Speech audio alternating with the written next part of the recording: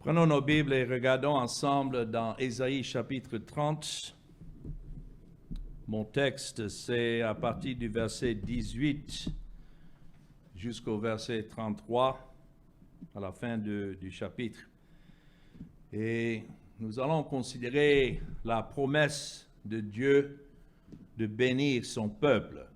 Jusque-là, Ésaïe avait annoncé des jugements qui attendaient les nations et aussi, surtout, les 10 tribus du Nord en Israël. Mais qu'en est-il de Juda? Quoique le roi de l'Assyrie menaçait de prendre la ville de Jérusalem et même détruire le temple, Dieu, dans sa souveraineté, a décidé autrement.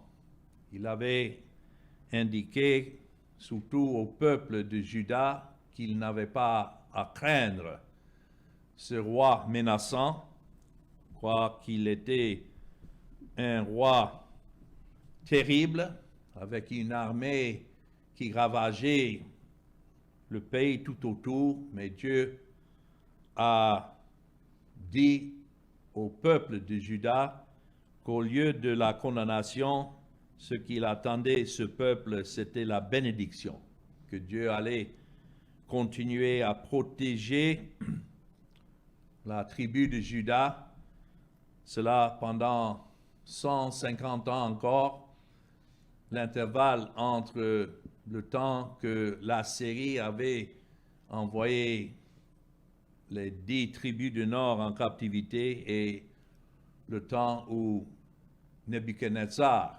Babylone, allait être suscité par Dieu pour finalement venir contre Jérusalem et la ville. Voilà un peu l'historique. Mais dans le verset 18, nous commençons ici dans Ésaïe 30, nous avons ici un appel au peuple restant, le peuple que Dieu a préservé, de faire confiance au dessein arrêté de Dieu. Voilà ce que nous croyons, que tout se déroule selon le dessein arrêté de Dieu. Et pour cela, nous qui sommes son peuple, nous pouvons faire confiance à tout ce que Dieu ordonne. C'est pourquoi nous lisons dans Ésaïe 30 et le verset 18, cependant l'Éternel désire vous faire grâce. Vous voyez la différence entre le verset 17, où nous avons terminé la dernière fois, 1000 fuiront à la menace d'un seul, et à la menace de 5 vous fuirez, jusqu'à ce que vous restiez comme un signal au sommet de la montagne, comme un étendard sur la colline. Dieu avait dit que beaucoup seraient des réfugiés et allaient fuir pour essayer de sauvegarder leur vie. Donc c'est ici, nous voyons la transition dans le verset 18. Cependant, l'Éternel désire vous faire grâce. Il y a ceux que Dieu a ordonnés à la condamnation et il y en a qui il a ordonné à sa grâce, des vases de miséricorde et des vases de colère. Mais ici il dit, et il se lèvera pour vous faire miséricorde, car l'Éternel est un Dieu juste, et notons, heureux tous ceux qui espèrent en lui. Vous pouvez mettre un cercle tout autour de ce verset 18 et dire que voilà notre confiance en tant qu'enfant de Dieu, que tout ce que Dieu fait pour nous est par sa grâce. Et c'est pourquoi Dieu avait promis faire grâce à ce reste. Quoique les autres étaient pris en captivité, il y avait un reste à qui Dieu devait faire grâce. Alors, nous voyons là comment Dieu fait grâce, parce que c'est écrit dans le verset 18, « Il se lèvera pour vous faire miséricorde. » Ouais, c'est Dieu qui se lève, c'est Dieu qui décide faire miséricorde à qui il fait miséricorde. Et cela ne dépend pas de l'homme, mais de Dieu. Quand on voit le mot grâce et miséricorde, ces deux mots sont importants parce que nous pouvons dire que Dieu fait miséricorde à toutes ses créatures.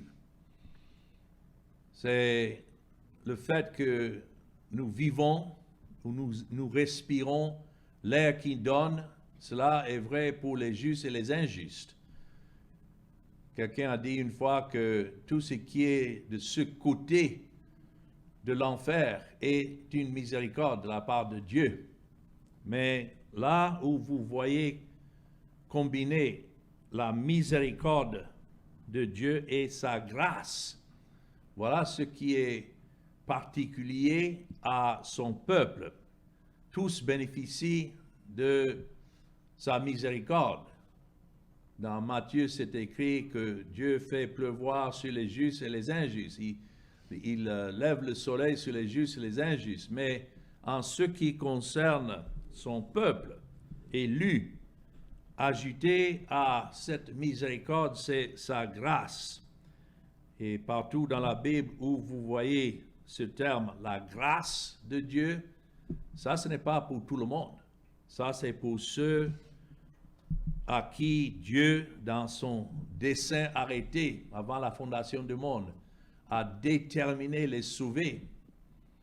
Et comment? Par la croix du Seigneur Jésus-Christ, en envoyant son Fils dans le monde pour payer la dette de ceux qui étaient des objets éternels de la grâce de Dieu. C'est pourquoi, si nous voyons miséricorde et grâce, mais en même temps dans le verset 18, c'est écrit « Car l'Éternel est un Dieu juste ». Voilà la grande question qui doit être répondue pour nous de savoir comment Dieu sauve. Et la question est de savoir comment Dieu peut être juste et saint et en même temps justifier des pécheurs. Ce n'est pas simplement en regardant ailleurs pour ignorer que l'homme est pécheur. Non, il doit avoir un paiement. Et c'est pourquoi c'est écrit « L'Éternel est un Dieu juste ». Donc s'il fait grâce, ça doit être selon sa justice. Et c'est ainsi que nous voyons les deux attributs de Dieu harmonisés, sa justice et sa grâce. Comment? Dans la mort du Seigneur Jésus-Christ. C'est là que le Dieu saint a été satisfait. Et c'est grâce à cette justice que le Seigneur Jésus est venu accomplir et a accompli, que Dieu peut maintenant être miséricordieux et gracieux envers ceux pour qui le Seigneur Jésus a accompli le paiement des péchés. Dieu seul peut réconcilier sa miséricorde et sa justice. Et c'est ce qu'il a fait dans la mort de Christ, afin qu'il soit juste, tout en justifiant celui qui a la foi en Jésus. Ce n'est pas notre foi en Jésus qui nous rend justes, mais si Dieu nous a justifiés déjà par la mort de Christ, donc la foi est l'évidence. La foi est le fruit de l'accomplissement de l'œuvre de Christ. Donc, dans le verset 18, vous voyez comment Dieu promet bénir son peuple, au-delà même de ce qu'il allait faire dans l'histoire, ou bien dans les jours où les habitants vivaient, mais au-delà. Cela regardait plus loin à ce que Christ allait faire pour ce reste, ce peuple. Judas, rappelons-nous, c'était de cette postérité que Christ devait venir. Donc c'est pourquoi Dieu ici promet sa miséricorde à ceux qui sont de cette tribu. Et béni, comme c'est écrit ici dans le verset 18, le mot heureux signifie d'être béni. Bénis sont tous ceux qui regardent à lui et espèrent en lui seul, sans dépendre des œuvres que l'homme pouvait penser faire pour mériter le salut. On ne peut pas mériter le salut. Comme nous allons voir, toute notre justice n'est qu'un vêtement souillé. Mais parce que Dieu est si grand, il y a alors une très grande bénédiction qui attend ceux que Dieu a promis bénir. Voilà la relation spéciale que les élus ont avec Dieu, que le monde ne peut pas connaître. Et la seule raison que nous pouvons connaître ces bénédictions, si nous sommes enfants de Dieu, c'est parce que il a plu à Dieu de révéler ce mystère en nous, la révélation de Christ en chacun des élus et chacun pour qui Christ est venu donner sa vie. Donc, nous voyons maintenant dans le reste de ce texte que nous allons traverser la manière que Dieu accomplit ses promesses de bénir son peuple élu. Et dans le verset 19, nous voyons comment Dieu promet de bénir son peuple en répondant à son cri. C'est Dieu qui allait les soumettre à des détresses du jour face aux menaces du roi de la Syrie, mais Dieu a déterminé tout cela afin que le peuple crie vers lui, comme nous lisons, oui, verset 19, peuple de Sion, habitant de Jérusalem, tu ne pleureras plus, il te fera grâce, notons, quand tu crieras, dès qu'il aura entendu, il t'exaucera. Oh, quelle promesse de bénédiction nous avons ici. Et cela s'applique à nous qui sommes enfants de Dieu aujourd'hui, sachant que c'est Dieu qui nous fait traverser des épreuves, mais dans le but que nous crions vers lui et afin que lui-même, il nous exauce selon sa promesse.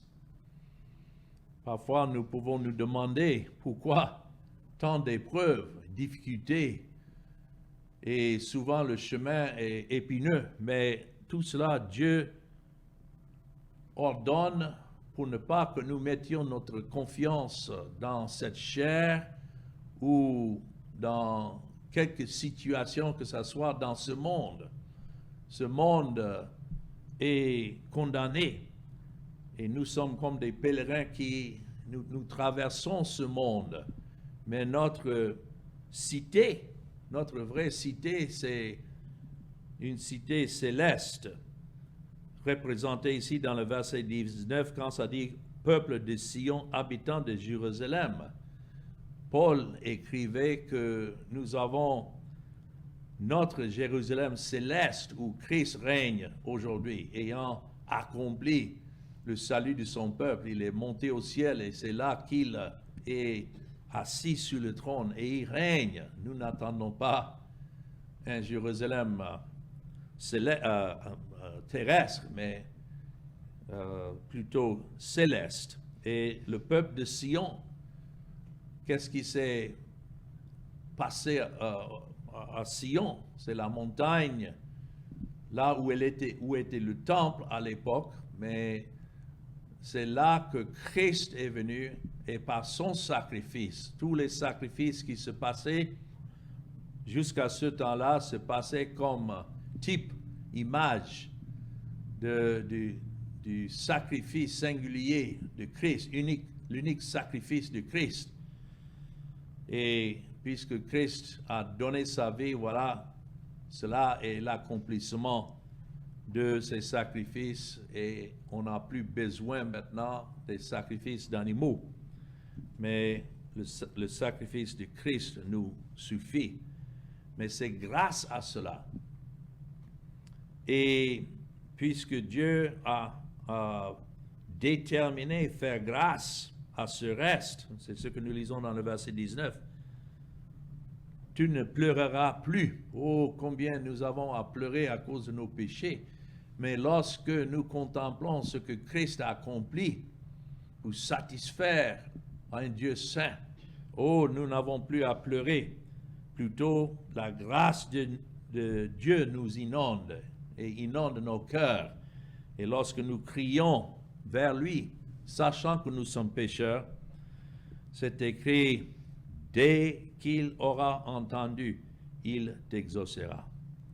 Je ne sais pas si vous contemplez combien est grande cette bénédiction, le fait qu'un Dieu saint puisse écouter les cris des pécheurs tels que nous sommes, mais c'est seulement à cause de sa grâce et c'est seulement à cause de l'œuvre de Christ où nous sommes maintenant appelés à nous approcher de ce trône de la grâce pour avoir miséricorde dans le temps de besoin. Nous sommes toujours au temps de besoin. Dans Hébreux chapitre 4, vous allez voir ça, où c'est écrit dans le verset 14, Hébreux 4, 14. Ainsi, puisque nous avons un grand souverain sacrificateur qui a traversé les cieux, Jésus, le nom Jésus signifie sauveur, le Fils de Dieu, demeurons fermes dans la foi que nous professons, car nous n'avons pas un souverain sacrificateur qui ne puisse compatir à nos faiblesses. Au contraire, il a été tenté comme nous en toutes choses, mais sans commettre le péché. Voilà ce qui était exigé, qu'il soit sans péché, l'agneau parfait. Et c'est pourquoi, donc, verset 16, approchons-nous donc avec assurance du trône, ça ne dit pas du trône de mérite, non, mais du trône de la grâce, afin d'obtenir miséricorde et de trouver grâce pour être secouru dans nos besoins. C'est pourquoi Dieu entend les cris de ses enfants. C'est à cause de l'intermédiaire de son Fils, le Seigneur Jésus-Christ. Maintenant, revenons dans mon texte. Ça, c'est la première manière que Dieu promet de bénir son peuple en répondant à leurs cris, à leurs prières. C'est Dieu qui donne ce cri envers lui dans sa grâce. Mais deuxièmement, dans les versets 20 et 21, ici nous voyons comment Dieu promet de bénir son peuple avec ses conseils. Quelle sagesse nous avons, quel avocat nous avons dans Dieu lui-même. C'est écrit ici, verset 20, « Le Seigneur vous donnera du pain dans l'angoisse et de l'eau dans la détresse.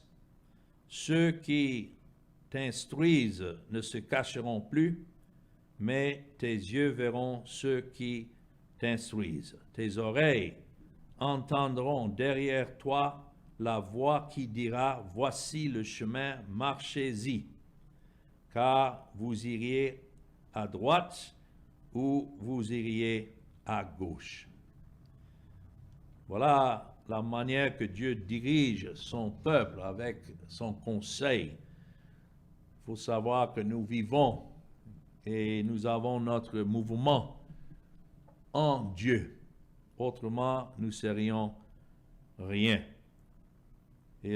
Alors, Dieu promet tout ici pour la bénédiction de son peuple. Quand il dit dans le verset 20, « Le Seigneur vous donnera du pain dans l'angoisse », nous ne lisons jamais que Dieu nous donne tout ce que nous voulons, mais il nous donne tout ce qui est nécessaire pour nous chaque jour. C'est pourquoi Christ a enseigné à ses disciples à prier, donne-nous notre pain quotidien.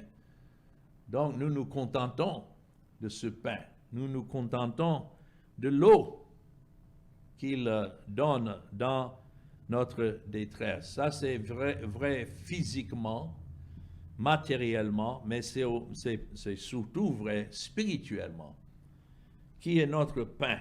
C'est Christ, le pain de vie. Qui est notre eau? C'est Christ qui nous soutient dans notre détresse. Si nous sommes en lui, donc nous avons cette confiance que nous avons en lui tout ce qui est nécessaire, non seulement pour cette vie, mais pour toujours. Et nous voyons comment il plaît à Dieu de nous instruire. Ici, il allait susciter encore, quoique pour un temps, ceux qui étaient des enseignants de la parole, les prophètes et les sacrificateurs devaient aussi se cacher, vu les menaces. Maintenant, il dit, ceux qui t'instruisent ne se cacheront plus. Et tes yeux verront ceux qui t'instruisent. Dieu se sert des hommes comme nous pour instruire son peuple. Et là aussi, c'est une bénédiction. Dans chaque lieu où Dieu a son peuple, il suscite ses prédicateurs et ses témoins qui servent à instruire le peuple pour encourager ceux qui appartiennent à Dieu. C'est pourquoi l'importance de la prédication de la parole et l'importance de prêcher la parole et pas autre chose. Comme Paul a dit, il a déterminé ne pas savoir autre chose que Jésus-Christ et Jésus-Christ crucifié. Et voilà comment Dieu donne des conseils et dirige son peuple par sa parole, par ses serviteurs qui prêchent la parole, mais aussi par son esprit. Et c'est ça la voix que nos oreilles entendent derrière nous. Ce n'est pas une voix audible, mais la voix de Dieu à travers sa parole, instruisant nos cœurs quand nous sommes face à des décisions de savoir il faut aller à droite ou à gauche. C'est lui qui dirige notre cœur comme si c'était une voix derrière nous disant voici le chemin, marchez-y. Qui est le chemin? C'est Christ. Nous ne pouvons jamais nous tromper ayant les regards sur Christ seul et courant cette course de cette vie, regardant à Christ qui est le chef et le consommateur de notre foi. Quelle bénédiction alors d'avoir Dieu comme notre conseiller. Et puis, troisièmement, nous voyons encore une manière que Dieu promet de bénir son peuple élu. Ça, c'est dans le verset 22. Et ici, nous voyons que Dieu promet de bénir son peuple avec un désir pour ce qui est pur et juste. Vous savez que quand Dieu fait une œuvre, ce n'est pas simplement pour soulager notre intelligence ou nous informer de qui il est, de ce qu'il fait. Mais ici, dans le verset 22, c'est écrit, vous tiendrez pour souiller l'argent qui recouvre vos idoles et l'or dont elles sont revêtues. Tu en disperseras le débris comme une impureté. Hors d'ici, leur diras-tu. Nous voyons ici que lorsque Dieu fait une œuvre de grâce dans le cœur de son peuple, c'est pour renoncer à toute idolâtrie. Et si quelqu'un demande, mais qu'est-ce que l'idolâtrie?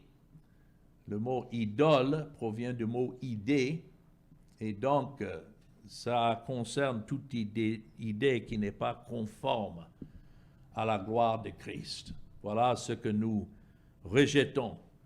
Et comme quelqu'un qui prend le débris et comme une impurité et jette ça, chaque matin qu'on se lève, on balaye pour prendre maintenant l'ordure et jeter. Et c'est ce désir que Dieu donne à son peuple concernant les choses qui souvent allaient nous souiller. Ici, c'est écrit, vous souillerez aussi le revêtement de vos images d'argent. Le peuple de Juda gardait des idoles domestiques qu'il utilisait pour honorer ou adorer d'autres dieux. Voilà pourquoi Dieu les menaçait, à cause de cette idolâtrie. On ne peut pas adorer Dieu selon la vérité qui est en Christ et en même temps tenir des idoles.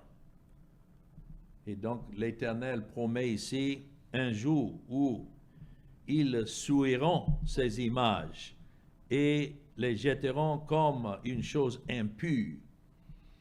Voilà ce qui amène la séparation aujourd'hui entre nous et la fausse religion. Pourquoi nous ne pouvons pas continuer à adorer avec ceux avec qui on marchait pendant un certain temps avant de connaître Christ et l'Évangile? C'est parce que Dieu lui-même a apporté cette division, cette séparation. Et nous renonçons à tout ce qui n'est pas conforme à la gloire de Dieu. C'est écrit ici, vous les jetterez comme une chose impure et tu en disperseras les débris comme une impurité. Ça, c'est un mot très fort dans l'hébreu. C'est le mot hébreu qui littéralement parle d'un tissu menstruel d'une femme. Une fois que le tissu est souillé de sang, c'est jeté. Et voilà comment Dieu décrit tout ce qui n'est pas conforme à la gloire de Dieu. Et cela s'applique surtout aux bonnes œuvres des gens. Les gens s'imaginent que leurs bonnes œuvres sont pures, mais face à la révélation de Christ et la gloire de Dieu, c'est ainsi que nous voyons que même ces vêtements sont souillés.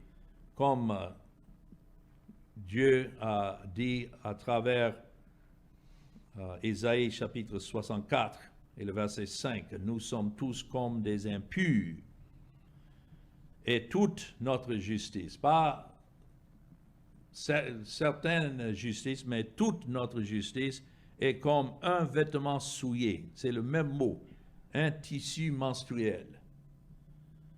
Et nous sommes tous flétris comme une feuille et nos crimes nous emportent comme le vent. Voilà quand Dieu agit dans sa grâce et nous donne des yeux pour voir comment nous considérons alors ce qu'on considérait auparavant comme de bons vêtements. Maintenant, nous considérons comme de la souillure. Et puis, une autre manière que Dieu promet de bénir son peuple, dans les versets 23 à 26, il s'agit ici de promettre de bénir avec abondance. Quand on parle de la grâce de Dieu, c'est dans l'abondance que Dieu bénit son peuple. Versets 23 à 26. Alors il répandra la pluie sur la sémence que tu auras mise en terre, et le pain qui produira la terre sera savoureux et nourrissant. En ce même temps, tes troupeaux paîtront dans de vastes pâturages. Les bœufs et les ânes qui labourent la terre mangeront une fourrage salée qu'on aura vanné avec la pelle et le vent. Sur toute haute montagne et sur toute colline élevée, il y aura des ruisseaux, des courants d'eau au jour du grand carnage, à la chute des tours. La lumière, la lune, verset 26, sera comme la lumière du soleil, et la lumière du soleil sera 7 fois plus grande comme la lumière de 7 jours, lorsque l'Éternel bandera la blessure de son peuple et qu'il guérira la plaie de ses coups. Nous savons que cela est une prophétie des bénédictions d'abondance à cause de Christ. Ce n'est pas parce que Judas méritait cette bénédiction, mais ici surtout, quand c'est écrit à la fin du verset 26, lorsque l'Éternel bandera la blessure de son peuple et qu'il guérira la plaie de ses coups, nous nous souvenons, nous nous rappelons de ce que Dieu avait dit à travers Ésaïe, que c'est par les meurtrissures de Christ que nous sommes guéris. Voilà la plus grande bénédiction. Et voilà comment Dieu promet bénir avec abondance le peuple qu'il a choisi. Le peuple de Juda représente le peuple élu de Dieu. Et donc, ça utilise des termes ici qu'on voit autour de nous dans la création, quand ça parle de bénir la sémence et la pluie et le soleil qui brille. Tout cela, c'est la bénédiction de Dieu sur son peuple, promise en Christ. Dans une terre naturellement sèche, c'était une merveilleuse promesse de donner des rivières et des ruisseaux abondants. Et la même chose spirituellement.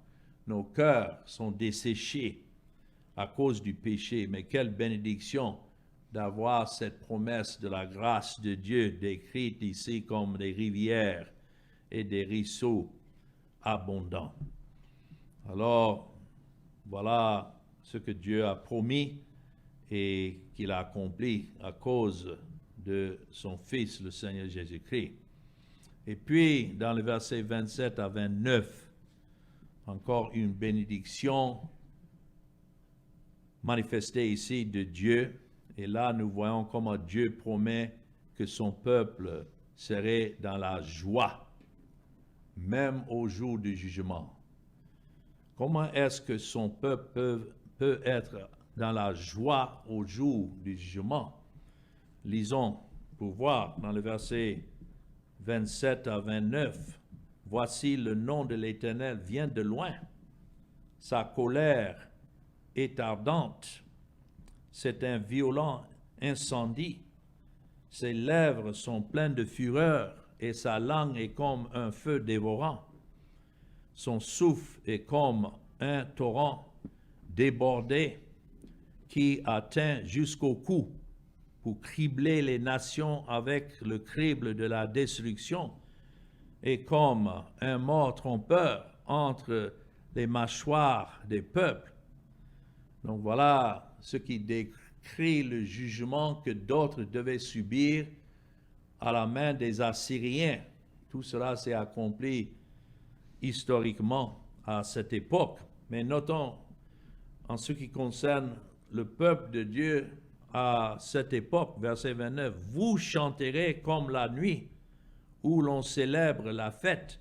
Vous aurez le cœur joyeux, comme celui qui marche au son de la flûte, pour aller à la montagne de l'Éternel, vers le rocher d'Israël. » Alors, quoique le jugement était envoyé par Dieu sur d'autres, néanmoins ceux qui étaient le peuple de Dieu, le reste, selon son dessein de la grâce de Dieu, eux, ils peuvent se réjouir, sachant que leur jugement devait être porté par un autre, c'est-à-dire le Seigneur Jésus-Christ. Alors, le jugement est décrit comme le nom de l'Éternel qui vient de loin, brûlant de sa colère. Aujourd'hui, les gens n'ont même pas de compréhension de la sainteté de Dieu et de ses jugements. Pourtant, il apporte ses jugements tous les jours. Chaque fois que quelqu'un meurt, c'est Dieu qui exécute ses jugements, que ce soit par la famine, que ce soit par la tempête ou la guerre. C'est Dieu qui est en train d'exercer sa volonté, décrit ici comme le nom de l'Éternel qui vient de loin, brûlant de sa colère. Isaïe voit venir bientôt, parce que c'est ce qu'il avait à annoncer, ce jugement de l'Éternel pour passer au crible les nations, au crible de la vanité. Cependant, le peuple de Dieu n'avait pas à craindre. Et ça, c'est une bénédiction pour nous aujourd'hui. Quel que soit ce que Dieu a ordonné pour le reste de ce monde, si nous sommes en Christ, c'est comme Noé et sa famille placés dans l'arche et protégés à travers le jugement. Jusqu'au point où c'est écrit, tu auras un chant. Vous voyez? Dans le verset 29, vous chanterez comme la nuit et une joie de cœur comme quand on va avec une flûte pour entrer dans la montagne de l'Éternel. Cela veut dire aller adorer. Qu'est-ce qui était dans la montagne de l'Éternel? C'est là où il y avait les sacrificateurs, les sacrifices. Et quel contraste alors pour ceux qui sont les élus de Dieu. Quoique le monde doit être jugé, nous pouvons dire que si nous sommes enfants de Dieu, nous avons déjà été jugés. Où? Dans la personne de Jésus-Christ. Nous n'avons pas alors à craindre un jugement à venir parce que Christ a déjà porté ce jugement. Et voilà notre cantique qui exprime notre joie envers le Seigneur et pour son amour et pour sa grâce envers des pécheurs tels que nous sommes. Oh, quel don précieux! Maintenant, pour conclure, nous voyons dans les versets qui suivent, les versets 30 à 33, comment Dieu manifeste sa gloire. Il manifeste sa gloire dans le salut de son peuple, mais il manifeste sa gloire aussi dans les jugements des pécheurs. Les deux manifestent sa gloire dans ses jugements aussi bien que dans ses bénédictions. Et dans les versets 30 à 33, nous avons une double prophétie ici.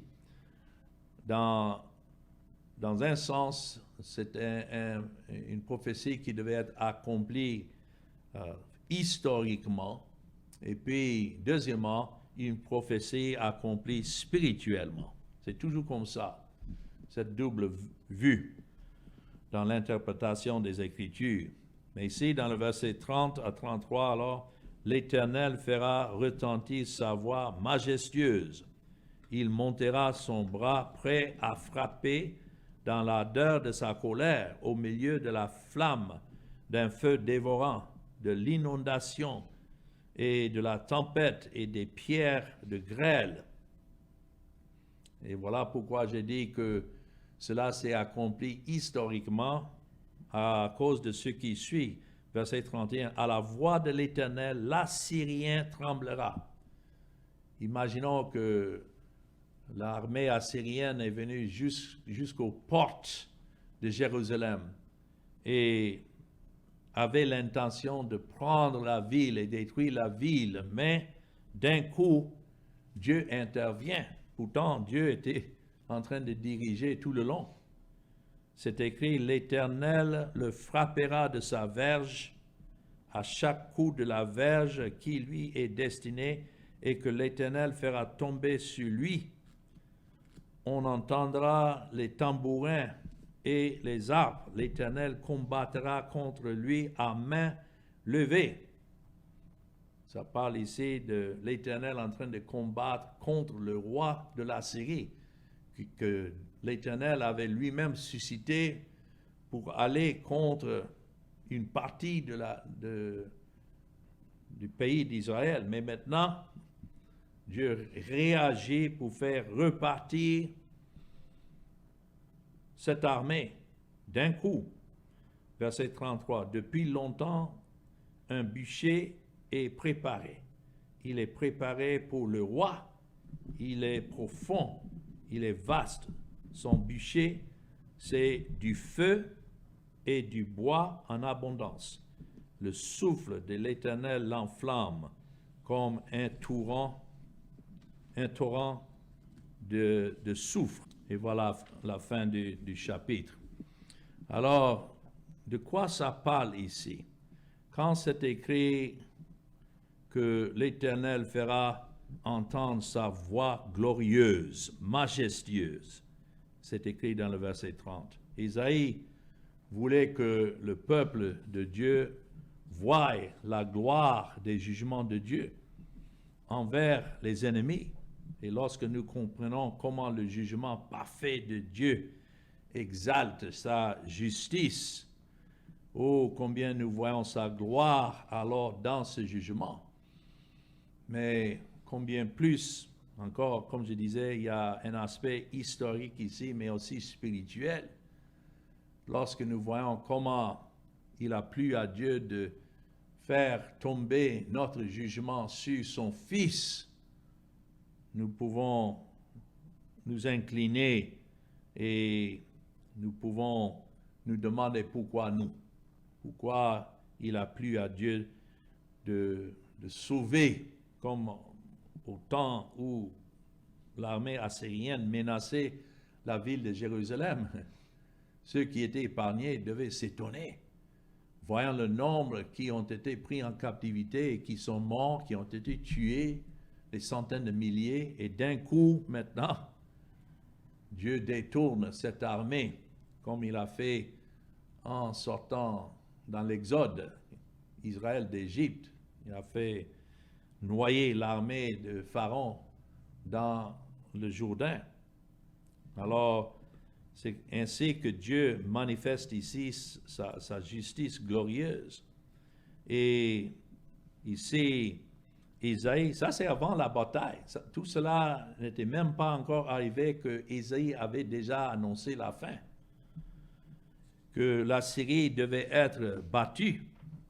De près, Isaïe voyait le jugement de l'Éternel contre la Syrie. Et Juda n'avait pas à faire confiance à l'Égypte, comme nous avons vu la dernière fois. Ceux qui pensaient courir en Égypte face à ces menaces, le jugement allait les atteindre là. C'est pourquoi Dieu leur a dit de rester en place et de contempler, voir sa délivrance. Et ça, c'est un bon conseil pour nous aujourd'hui. Quand nous sommes menacés par le monde, ou bien par le diable, ou bien même par notre propre chair, notre péché, où est-ce que nous devons courir? Nous restons là où Dieu dit de rester. Et ça, c'est en son Fils, le Seigneur Jésus-Christ. En lui est notre confiance. Ici, historiquement, quand c'est écrit dans le verset 31, à la voix de l'Éternel, l'Assyrien tremblera et l'Éternel le frappera de sa verge. En l'occurrence, c'était exactement le cas.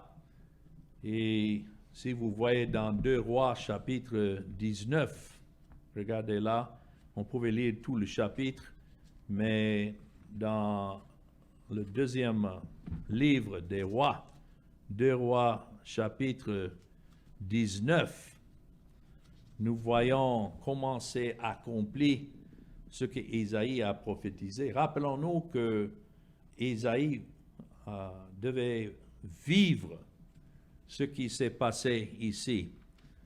Et nous voyons le lien en lisant le livre des rois, historiquement avec les prophètes.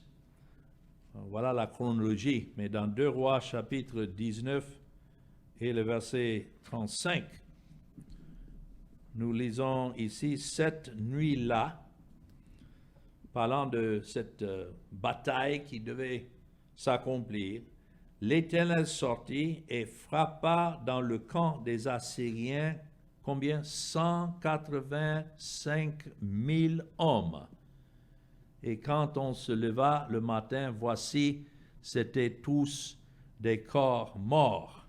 Alors, Sanchérib, roi d'Assyrie, leva son camp, partit et s'en retourna, et il resta à Ninive. Ninive était la capitale de la Syrie. Or, comme il était prosterné dans la maison de Nisroch, son dieu, Adrammelech et Char et Setzer, ses fils, il avait 2 fils, voilà le nom, le frappèrent avec l'épée et s'enfuirent au pays d'Ara. Et Ésar-Adon, son fils, régna à sa place. Tout cela s'est passé d'un coup, dans une seule nuit.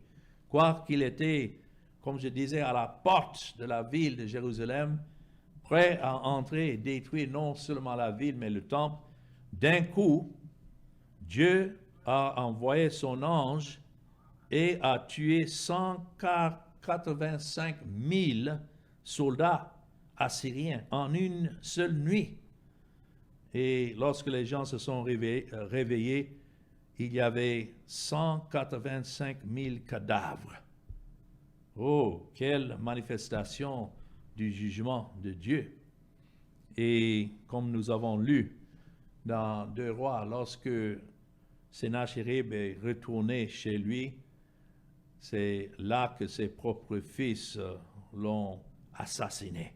Et telle était la fin alors de cette histoire. Combien Dieu est glorieux donc dans ses jugements, tout en condamnant ceux qui sont ordonnés à la condamnation et tout en préservant, délivrant ceux qui sont des objets de sa grâce, alors que le nom de l'Éternel soit loué. Amen.